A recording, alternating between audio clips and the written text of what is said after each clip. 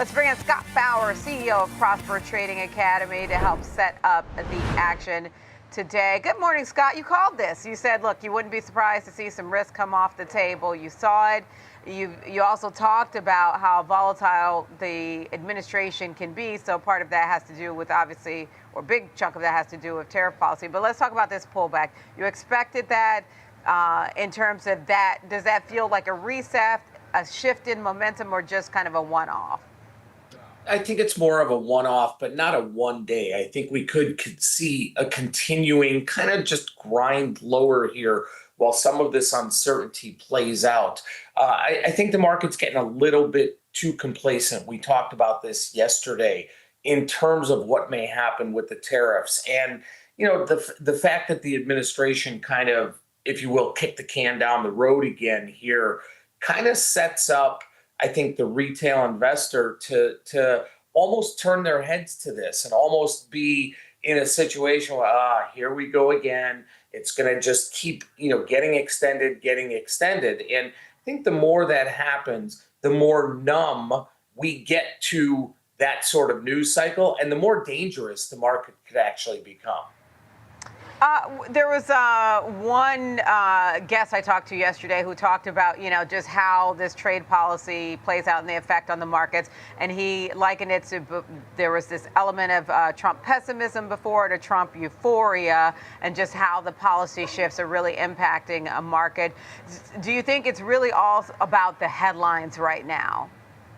It is about headlines because we really haven't seen much substance at all. Even with, some of the news that came out yesterday and some of the deals that have already been made, there really hasn't been much substance whatsoever. So it is about headlines. And again, I think that we are all getting a little numb to it, which makes this situation, to me, a little bit more pessimistic, a little bit more dangerous. That, if we just kind of kick the can, as I said, down the road a little bit more, we just get way too complacent, and then we get a headline or we actually get something kicking in that is not maybe friendly to the marketplace, and that could be the big worry.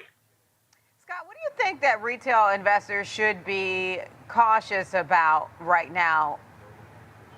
Well, I think that we need, there's so much out there, right? Besides the tariffs, there's still geopolitical risk. We've got earnings coming up this week, kick into high gear next week, and we've got the Fed. So there really is not just one thing to look at. But Diane, I've been doing this for 35 years. I've been a professional trader on the floor, on the screens, retail trader. And when you get into a situation like this, where you have the opportunity to buy some protection at a pretty cheap price, well, again, whether it's the VIX, whether it's downside S&P, triple Q puts, whatever it is, this is what the retail investor, in my opinion, has to take advantage of.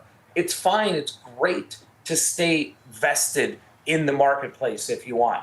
But when you have this opportunity to take a little off the table by buying some very inexpensive protection, in my opinion, you got to do it.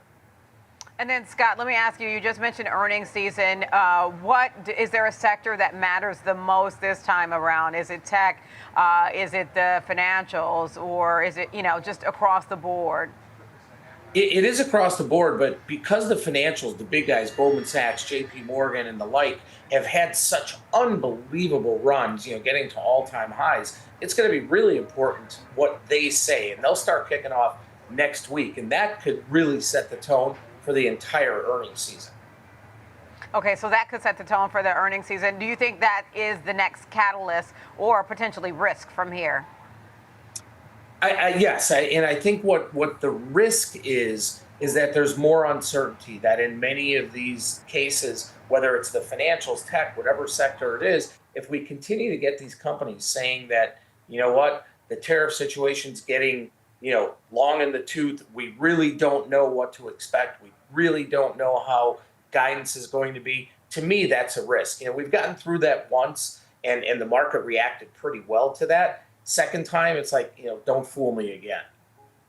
Fool me once, don't fool me twice. But let me ask you about, speaking of that, let's talk about that tariff risk. I mean, President Trump put out those letters on Truth Social that shows the pressure is on when it comes to South Korea, Japan, and just overall more than a dozen countries. Does that feel like, it feels like a bargaining chip? Is it bargaining or is there real teeth to that?